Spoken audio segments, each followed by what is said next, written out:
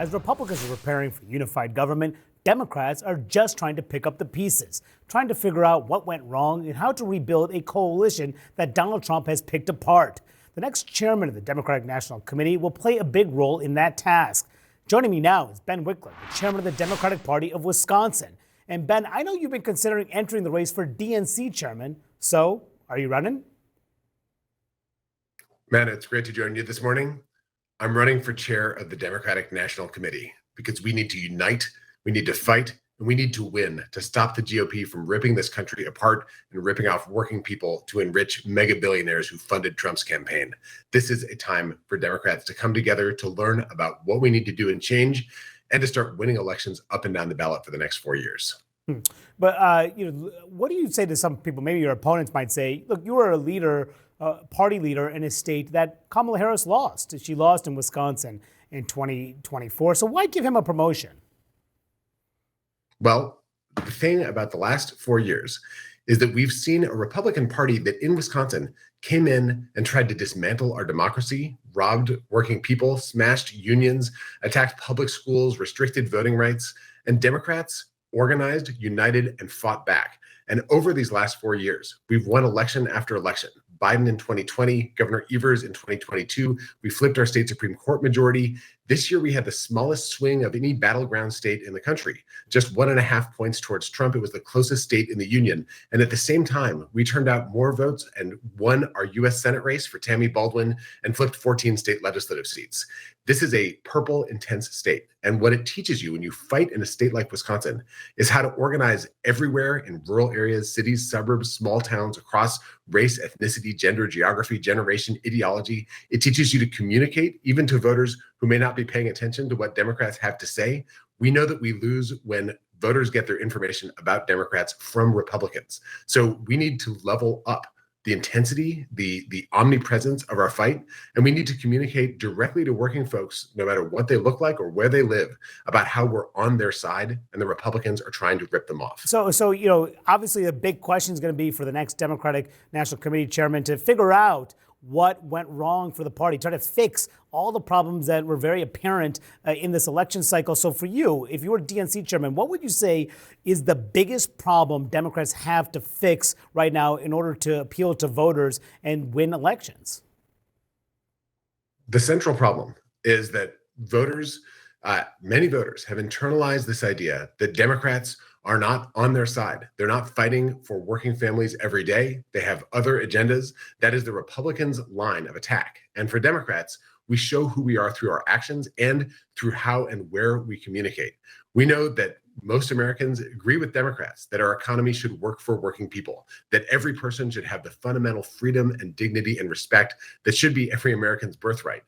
And we know that if we don't go where the voters are, if we don't communicate in language that hits home, that demonstrates that we understand the economic pain that people feel, the fear that people feel now about what Trump and his administration plan to do to try to attack them, and to show that we're on their side and show who Republicans are for. If we don't do that, then we're going to lose. But if we do that, we can win as we've done over and over. We came up short in an election where voters, the voters who turned out, who had not voted in the last few elections, who moved towards Trump, overwhelmingly, what we see in exit polls is that their frustration was around high prices at a moment when pandemic-era economic support had slipped away. Well, Trump plans to jack up people's prices. He plans a multi-trillion-dollar tax cut for the very wealthiest people in the country that will ultimately be paid for by working families. That is not popular, remotely popular. And if we want to defeat it, we have to be very clear who we're for and make that case. So we're now headed into a position where Democrats are going to be the minority in the House and the Senate. And the question is, how should they position themselves in the minority? Should the Democrats essentially be the resistance like they were in the first Trump term? And when you look at the nomination like Kash Patel to lead the FBI, what should Democrats do to position themselves? Should they be doing everything they can to stop his confirmation? I think Democrats know that when we fight, we demonstrate who we're for, and we have to explain why we're fighting, what Republicans are trying to do. I think on nominations, we have a chance to make the case that the Trump administration is poised to be the most corrupt administration in the last 100 years in the United States of America, that it is going to try to use government to get into people's personal lives and pursue political agendas and vendettas that have nothing to do with what voters actually want to see their elected leaders do. Now, we've seen this movie before. Last time when Trump was in power, they came for healthcare, and they passed a multi-trillion-dollar tax cut for the ultra wealthy that was hideously unpopular, and Democrats won the majority in 2018. If you go back to 2004, Republicans came in 2004, tried to privatize Social Security, and then fell down in a debacle of corruption the Democrats fought back against. We need to draw those contrasts, show what we're for, and also cast a spotlight on what Republicans are doing that is so far off base from what voters in this country actually want. And very quickly, as we wrap, Ben, you could have a sense, you could help dictate the primary calendar for the Democratic Party. Would you support changing the states the order of the states, not make South Carolina the first state in the primary calendar? My platform in this campaign is unite, fight, and win. Part of uniting is a conversation in the party. We want to hear from everyone about how we ensure that our nominee is poised to win the general election, how we honor our coalition and the traditions of our party, and plan for victory. So as the chair of the DNC, I'll be helping bring together a conversation with the key states and all the DNC members across the country. If you're a DNC member, I'd look forward to a chance to try to earn your vote. And for all Democrats, this is the time for us to map out in every aspect of what we do how we contain the damage that Trump and the Republicans are going to try to inflict, and then win elections in all 50 states, in all the territories around the world, around the country, and then win down ballot, up ballot, all the way to a Democratic trifecta nationally and in as many states as possible over the next 4 years. Okay, well, didn't hear the answer to the primary calendar question, but perhaps that'll be something you'll address later on if you get the job. Ben Winkler making some news, running for the DNC chairman position. Thank you so much for joining Inside Politics Sunday. Appreciate your time. Thanks so much, Matt. All right, my panel is back. Dave Weigel, you covered this very closely. There are lots of candidates in this race, at least several right now. What do you think of his chances to win? Oh, very serious candidate. Ken Martin, who the chair of the Minnesota DFL, came in the race with a lot of state party chairs behind him. They all also like Wickler, and there are people who are not fans of Martin who are fans of Wickler. You asked him about why somebody in a state that didn't vote for Kamala Harris should be the chair, which is a good question.